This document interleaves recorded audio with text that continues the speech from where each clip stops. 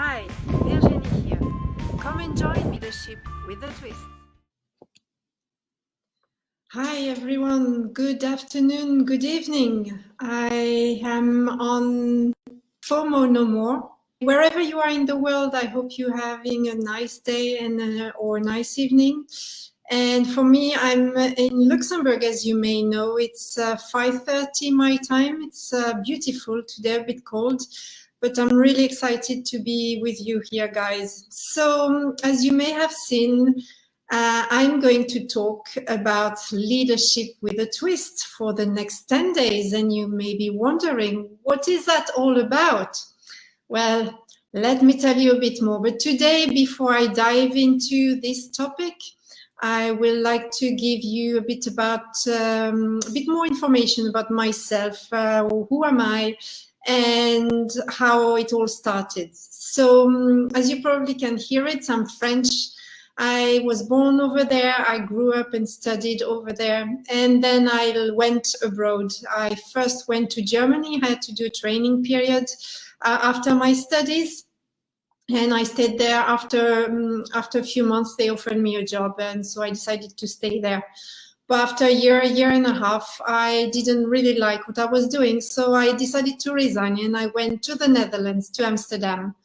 And within 2 days, I found a job in Amsterdam. This was the beginning of the internet. So I was fortunate to get a job to help French-speaking, English-speaking, and German-speaking customers to get onto the internet. And because I was at the right time, at the right place, I grew quickly in the company. I became a mentor and then a team manager. But in 1998, I had to put my career on hold. I went to go and pick up my mom in northern France so that she could come and spend some time with me for a few days in the Netherlands. And on our way back to Amsterdam, we got stuck in a traffic jam in a tunnel in Belgium. We were standing still and suddenly a big truck hit us. And before I knew it, I ended up in the hospital, and there the bad news started. And they told me I would have to lay down in bed because my pelvis was broken. I asked to be repatriated to France so that I could be closer to my family and friends, and also so that I could speak French and make sure I understood clearly what doctors were telling me. So they repatriated me to France, and there the bad news continued. They said I would have to lay down for 6 weeks without even being able to stand or even to sit. And then they say, we'll see. So I stayed 6 weeks in bed. And fortunately for me, after 6 weeks, the dangers were over. But my doctors came to me. Before I forgot, I was put into a traction. So for those of you who don't know, it's like a metal bar that they put in your leg or your knee, and with a weight pulling your legs so that, again, your muscles don't move. And so I had this traction, as I said, for 6 weeks, and they finally removed it. And when they removed it, my doctor told me, he says, I have a confession to make. And I said, really? And he said, yes. He says, we were so afraid you would get paralyzed. And I was in shock. I was in shock because I never thought that I was so close to being paralyzed. I had always stayed positive and was always trying to make jokes. And when he told me that, I cried. I was really shocked. But I thought, okay, now that the dangers are over, I'm just going to try to go back to my normal life and start to learn again. So they put me in a wheelchair. And again, for a few weeks, I was in a wheelchair and got physiotherapy in a swimming pool, in a special swimming pool where they could lower the level of water. And when I finally started to make my first steps in the air, so not in water, again, there the doctors told me, well, you probably will limp, and it is forbidden for you to wear high heels. So again, that was a bit of a shock for me, because in the past I was always wearing shoes with high heels. All the women out there were watching me, I guess you know, or you can emphasize what I mean. But then I thought, okay, and they also had told me I would probably have to put a little thing in my shoe. I'm not sure how you call that in English, just to try to balance my body again. But I decided first to say, well, no, I'm not going to do that. I'm just going to wear my normal shoes and see how it goes. And that's what I did. Started to wear my normal shoes, and slowly but surely I increased again the size of the heels. So I was fortunate that it took me in total 9 months before I could go back to my normal life, let's say, to go back to work. And I started again to travel and to work. So I was again, got promoted again and became a European program manager, where I went to help people set up their teams, coach them and train them. But a few years after my accident, obviously, since it was a big accident, I still had pain in my back and in my legs. And I was looking for a sport that would put me back into shape.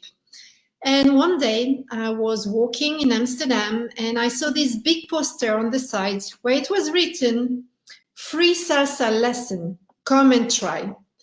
And I was like, that doesn't sound too bad. And since I've always liked to dance, I've been dancing since I think I was 4. My father used to dance with me rock and roll when I was a little girl.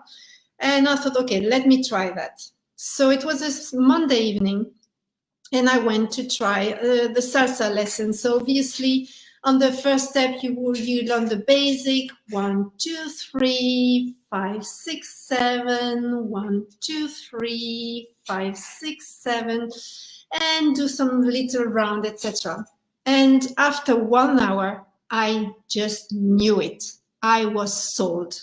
I wanted to learn to dance salsa. And so that's what I did. So my lessons were on a Monday evening, and I remember this was the first time in my life that I could not wait for the weekend to be over because I just wanted to go and learn to dance salsa. So I went for a few months, and after a few months, at some point, my teacher wanted to show something to the class, and he said, "Virginie, come here." So I came to him, and then he said, "Okay, close your eyes. Put yourself into position." So I closed my eyes, put myself into position, and then he started to make me turn to the right, to the left, etc., etc. And then after 30 seconds approximately, he told me to reopen my eyes. I reopened my eyes, and then he said, "You've got it." And I was in heaven. I was in heaven because I thought, oh my God, yes, now I can go and dance salsa. So what happened after that? I started to go and practice. I went every Friday evening to practice what I had learned. And I must say, a bit jealous because I was seeing all these great dancers dancing quickly, doing very complex figures. And I was like, oh, I so wish I could be with them. But because I was going to practice every week, and I was going after several times per week, the more I was practicing, the better I was getting. And the better I was getting, the more people were inviting me to dance. And before I knew it, after a few months, I was one of these great dancers that people were coming to invite. And as I say again, I was in heaven. And the best part after that is that not only I was dancing in high heels, but also all the pain I had in my back and my legs were simply gone. So salsa basically saved me. And what I did, as I said, with my job, it was going well. I got the opportunity to travel pretty much everywhere. And so there was one thing I was always taking with me in my suitcase. That were my salsa shoes. They were following me everywhere because you never knew what opportunity I could have. So I danced, as I said, to lots of places. I went to dance in Italy. I went to dance in Poland. I went to dance in Egypt. And I even went to go and dance in India. In 2008, I got the opportunity to work for a big bank in the Netherlands, and I was hired to set up a team in India. So I went over there in Chennai, and I was staying in the weekend just to get the practice and be able to dance with people over there.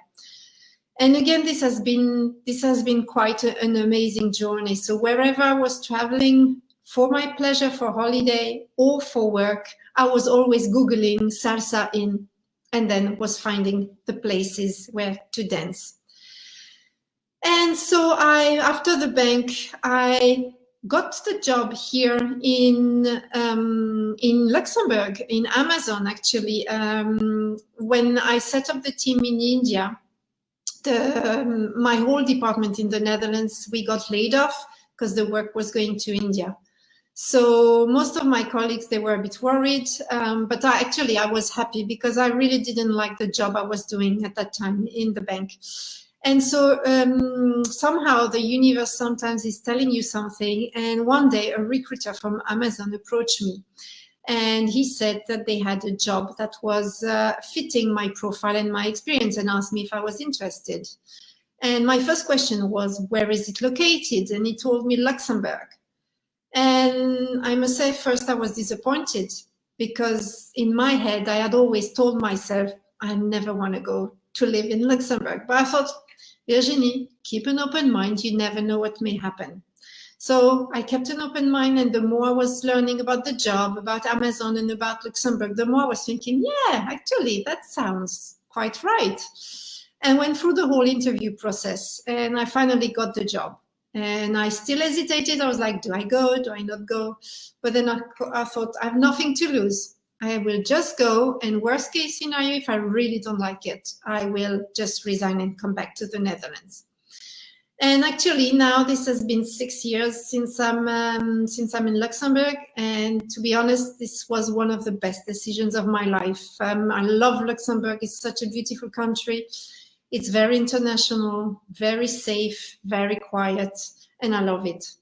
So I worked with Amazon for a bit more than almost 4 years, let's say. And I was first the senior manager for customer service, for the quality team for customer service in Europe.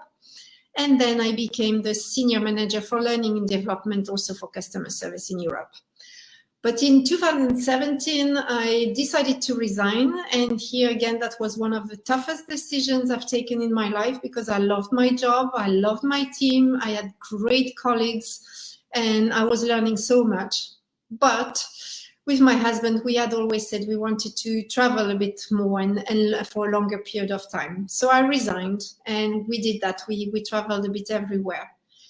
And when I came back in 2018, I was wondering, okay, what do I do now? Do I go back to work? Do I go back to work to Amazon? Or do I start something on my own, and what? And so I decided to coach myself. And I looked at my experience, my skills, what I was good at, and what people were saying about me. And basically, all of my former colleagues, I was reading reports that I had done in the past, and they were all saying that I was very good at coaching, mentoring, training people. And I was like, yes, actually, that's what I've always done. And especially, I've always managed international teams, whether they were with me on site or virtual teams, but I've worked with many people around the world. So that's how I decided to start and be an international leadership trainer and coach. And then again, looking at myself and what I like and what I do, I was thinking, well, I love to dance salsa, I love to train and coach. How can I combine that? And the more I was thinking about it, and the more I was thinking, but if I do things like that in dancing, it's the same in leadership. And when I do that, when I work as a leader, well, this is similar as when I dance. And the more I was thinking about it, the more I was finding similarities. And so that's why I started this tagline that I said, succeed in the adventures of leadership and self-assurance. And if you paid attention, this is the acronym for SALSA, succeed, S, in the adventures, A, of leadership, L, and self, S, assurance, A, SALSA. And that's how I've been combining now my leadership experience and my SALSA love together. And so that is the things that I want to do in the next few days with you, is to present you a little bit all the common things between SALSA and leadership. And to tell you exactly, for those of you who wonder whether you should attend or not, let me give you an overview of what we're going to review. So tomorrow we're going to talk about confidence and executive presence, how dancing helps you if you have a leadership role. Then the day after, we're going to talk about communication. When you communicate, actually, you need to be very clear in dancing, and the same with leadership. So I'll give you also more details on that one. The third, in the next part, will be building trust. As you know, as leaders, you need to be able to motivate and inspire people, and you can only do that if you trust, if people trust you. And the same with dancing, you need to trust your dance partner. So we're going to review that. The day after, we're going to talk about teamwork and how to inspire people. Then we're going to talk about dealing with change or dealing with diversity. Again, as you know, if some of you are dancers out there, you know that you're dancing with different people from different backgrounds, different countries maybe, etc. So we'll see how that fits as well in the business world as a leader.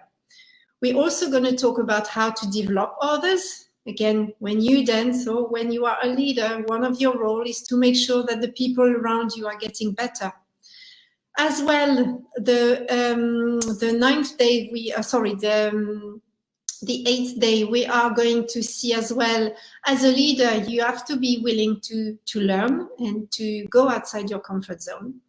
And the 9th day, we are going to talk about the mindset. And if you paid attention to my story with my accident, you have noticed that basically what saved me is mostly what I had here, that I stayed positive and I kept an open mind and I kept believing in myself. So we're going to go through that as well.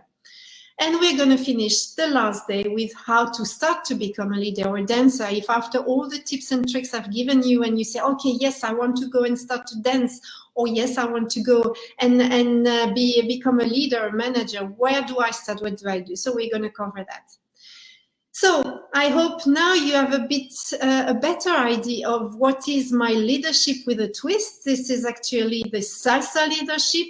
I want to help you succeed in the adventures of leadership and self-assurance. So stay tuned. Don't forget to like and follow FOMO No More.